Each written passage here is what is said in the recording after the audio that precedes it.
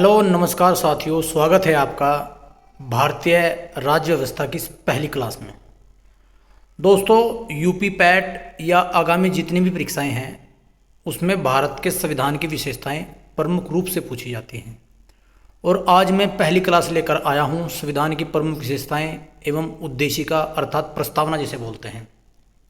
ये प्रस्तावना एक ऐसा शब्द है, ये कहने को तो बहुत छोटा शब्द है, लेकिन प्रस्तावना ही एग्जाम के अंदर कई प्रश्न देता है और हमें तो एग्ज़ाम में क्वेश्चन सही करना है दोस्तों। अब हमारा वो क्वेश्चन कैसे सही होगा, वो पढ़ने के बाद ही उसको समझकर अपने मनोमस्तिष्क में सही रूप से बैठाकर तभी सही हो पाएगा।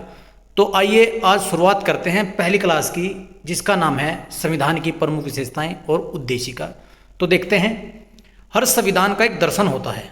भारत के संविधान का भी एक दर्शन है जो जवाहरलाल नेहरू द्वारा प्रस्तुत उद्देश्य प्रस्ताव में निहित है। अब एक शब्द आया दोस्तों यहाँ, उद्देश्य प्रस्ताव। ये उद्देश्य प्रस्ताव पूछा जाता है कि संविधान का उद्देश्य प्रस्ताव किसने पेश किया था, तो जवाहरलाल नेहरू ने पेश किया था। यही उद्देश्य प्रस्ताव संविधान की प्रस्तावना का आधार बना, यानी उद्देश्य प्रस्ताव आगे चलकर संविधान की प्रस्तावना बना।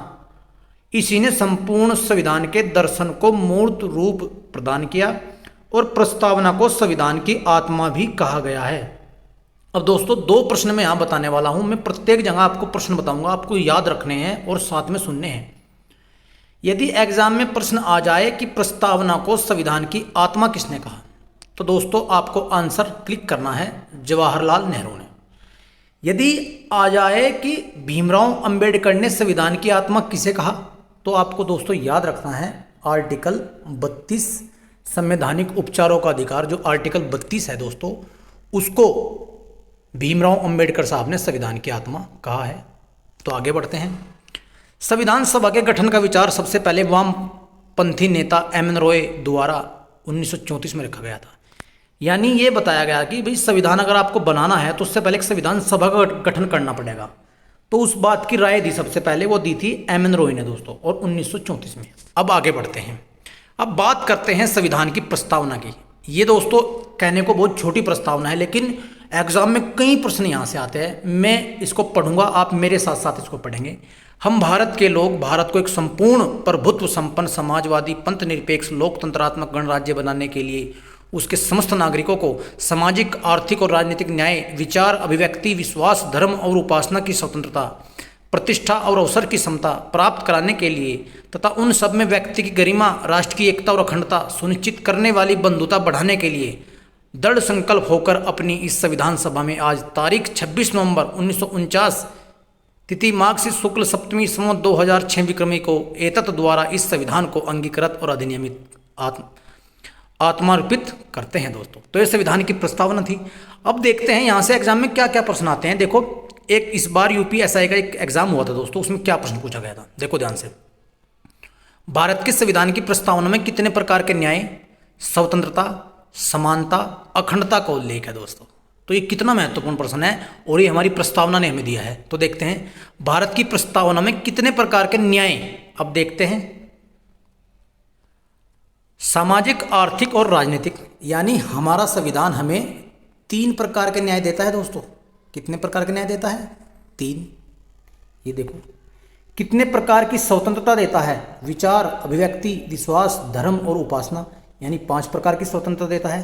कितने प्रकार के अखंडता देता है दोस्तों? तो 1 अखंडता देता है, राष्ट्र की एकता और अखंडता। तो इस प्रश्न का सही जवाब क्या हो जाएगा दोस्तों? भारत के संविधान की प्रस्तावना में कितने प्रकार के न्याय, स्वतंत्रता, समानता, अखंडता को लेकर आया है दोस्तों? 3 प्रकार के न्याय हो जाएंगे, 5 प्रकार की स्वतंत्रता हो जाएगी, 2 प्रकार के, देखो 2 प्रकार क्या दिया है, देखो देखते हैं, 2 प्रकार की समानता यानी प्रतिष्ठा और अवसर की समानता, और दोस्तों 1 प्रकार की अखंडता दोस्तों मिल जाएगी। तो इस प्रश्न का सही जवाब दोस्तों ऑप्शन ए हो जाएगा।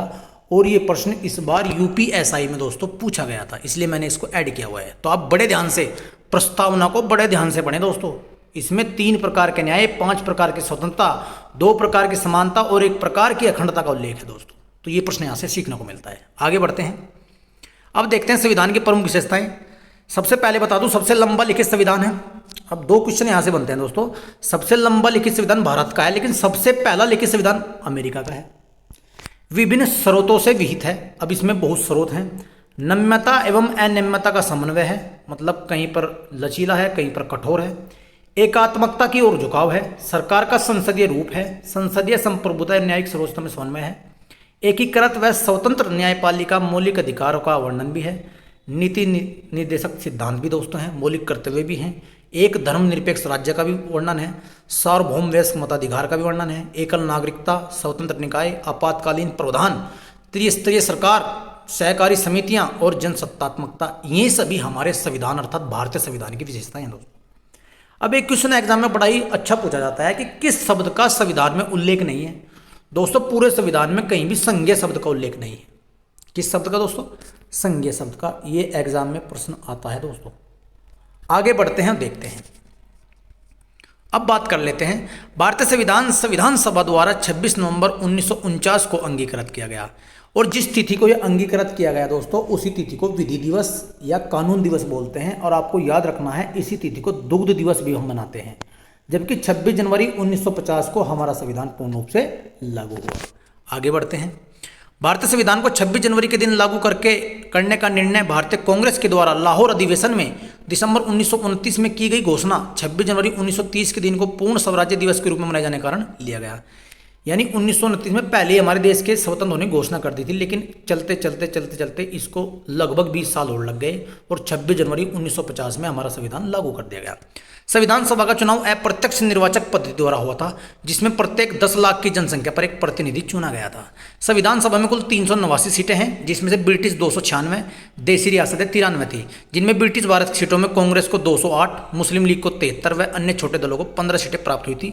और संविधान सभा में कुल 15 महिलाएं थी दोस्तों। ये बात सीधी एग्जाम में आती है। आप इस वीडियो को देखने के बाद उम्मीद करता हूं कोई भी प्रश्न, कोई भी फैक्ट आप छोड़कर नहीं आएंगे। संविधान के निर्माण की प्रक्रिया श्री बी.एन. राव को संवैधानिक सलाहकार नियुक्त किया गया। अब देखो, एम.एन. राव ने तो दी थी अपना सलाह, एम.एन. राव ने तो अपना प्रस्ताव दिया था, और जबकि बी.एन. राव बने थे सलाहकार। विश्व के लगभग 60 महत्वपूर्ण देशों के संविधान का अध्ययन किया गया और जब जाकर हमारा संविधान लिखा गया। संविधान सभा की पहली बैठक 9 दिसंबर 1946 को और अंतिम बैठक 24 जनवरी 1950 को हुई। संविधान के फाइनल ड्राफ्ट का बनाने के 2 साल 11 माह 18 दिनों का समय लगा था। दोस्तों एक बात बता दूं, जब संविधान सभा की पहली बैठक 9 दिसंबर 1946 में हुई, उस टाइम पर अध्यक्ष बनाए गए हमारे डॉक्टर सच्चिदानंद सिन्हा। और जैसे ही 11 तारीख की बैठक हुई 1946 में, उसके अध्यक्ष बनाए गए डॉक्टर राजेंद्र प्रसाद। यदि एग्जाम में क्वेश्चन आ जाए कि संविधान सभा के अस्थायी अध्यक्ष कौन से दोस्तों, अस्थायी, तो आपको सच्चिदानंद सिन्हा लगाना है। यदि अस्थायी पूछ लिया जाए तो आपको डॉक्टर राजेंद्र प्रसाद लगाना है। ये प्रश्न बड़ा ही इंपॉर्टेंट माना जाता है। संविधान सभा में संविधान का प्रथम वाचन 4 से 9 नवंबर 1948, दूसरा 15 नवंबर से 17 नवंबर तक, तृतीय 14 नवंबर से 26 नवंबर तक चला। संविधान सभा का प्रतीक दोस्तों हाथी है। ये भी एक फैक्ट एग्जाम में आया हुआ है दोस्तों। S.N. मुखर्जी को संविधान सभा का मुख्य प्रारूपकार नियुक्त किया गया। अब देखो, M.N. रॉय ने प्रस्ताव रखा संविधान सभा बनाने का, बी.एन. राव को सलाहकार बनाया गया और S.N. मुखर्जी को प्रारूपकार बनाया गया। संविधान सभा के 7वें अधिवेशन में महात्मा गांधी जी को श्रद्धांजलि अर्पित की गई। भारतीय संविधान की मूल प्रतियों को हीलियम में रखकर सुरक्षित रखा गया है। भारतीय संविधान पूर्णतः हस्तलिखित है और श्री प्रेम बिहारी नारायण रायजादा ने लिखा है। ये एग्जाम इस बार यूपी पुलिस के एग्जाम में दोस्तों क्वेश्चन आया हुआ था। संविधान सभा के संवैधानिक सलाहकार बी.एन. राव, मैंने बता दिया। संविधान के पृष्ठों को हिंदी संस्करण सजाने का कार्य शांति निकेतन के कलाकार नंदलाल बोस द्वारा किया गया था। अब देखते हैं दोस्तों, संविधान में कुल 395 अनुच्छेद हैं। ये मूल संविधान की बात कर रहा हूं मैं। 22 भाग हैं और 12 अनुसूचियां हैं। अगर मैं वर्तमान समय की बात करूं दोस्तों, तो वर्तमान में 450 के आसपास अनुच्छेद हैं, 25 भाग हैं और अनुसूचियां लगभग इतनी ही हैं।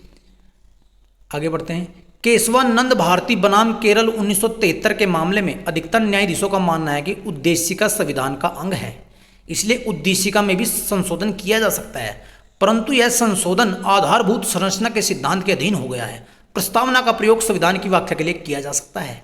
उद्देशिका में केवल एक बार ये क्वेश्चन आएगा दोस्तों एग्जाम में। आप इसको बड़े अच्छे ढंग से याद कर लीजिएगा। ये क्वेश्चन इस बार आने वाला है एग्जाम में। उद्देशिका में केवल एक बार 42वें संविधान संशोधन अधिनियम 1976 द्वारा संशोधन कर 3 शब्द जोड़े गए। ये बड़ा ही इंपॉर्टेंट प्रश्न है दोस्तों। समाजवाद, पंथनिरपेक्ष और अखंडता जोड़े गए। ये आपको याद रखना है। 26 नवंबर भारत में संविधान दिवस के रूप में मनाया जाता है, मैंने बता दिया पहले ही। इसकी शुरुआत 2015 से हुई, क्योंकि यह वर्ष संविधान निर्माता भीमराव अम्बेडकर के 125वें जन्म वर्ष के रूप में मनाया जाता है। अब 3 तिथि मैं आपको बता रहा हूं, यहां से एक तिथि अवश्य पूछी जाती है एग्जाम में। 22 जुलाई 1947 को हमारा राष्ट्र ध्वज अपनाया गया था। जिसके वास्तुकार पिंगली वेंकैया हैं, जिसकी लंबाई और चौड़ाई का अनुपात दोस्तों 3:2 है। ये आपको याद रखना है। राष्ट्रगान जो हमारा रविंद्रनाथ टैगोर जी ने लिखा, इसको 24 जनवरी 1950 में गाया गया और अपनाया गया। 24 जनवरी 1950 में हमारा राष्ट्रगीत अपनाया गया, जिसका नाम वंदे मातरम है, जिसको आनंद मठ से लिया गया है और बंकिम चंद्र चटर्जी ने ये लिखा है दोस्तों। अब बात करते हैं, जब उद्देश्य प्रस्ताव पेश किया गया था जवाहरलाल नेहरू द्वारा, वो प्रस्ताव दोस्तों 22 जनवरी 1947 में स्वीकार किया गया था। तो दोस्तों आज की इस वीडियो में मैंने एक बेसिक परिचय अर्थात संविधान की विशेषताएं बताने का एक प्रयास किया है और मैं उम्मीद करता हूं इस वीडियो को देखने के बाद आपको एक बेसिक समझ आपकी तैयार हो जाएगी और संविधान के अंतर्गत जितने भी कंटेंट इस यूपी पैट के एग्जाम में आएंगे दोस्तों, लगभग 6 से 7 वीडियो में ही मैं सभी कवर करा दूंगा आप। तो उम्मीद करता हूँ आप इस वीडियो को देखिए और इस वीडियो के बाहर जितने भी फैक्ट हैं मैं नहीं देंगे दोस्तों, इसलिए आप इस वीडियो को बार बार देखें, चैनल को सब्सक्राइब कीजिए, लाइक कीजिए और मेरा उत्साहवर्धन कीजिए ताकि मैं और अच्छा कंटेंट आपके सामने पेश कर सकूं। धन्यवाद दोस्तों।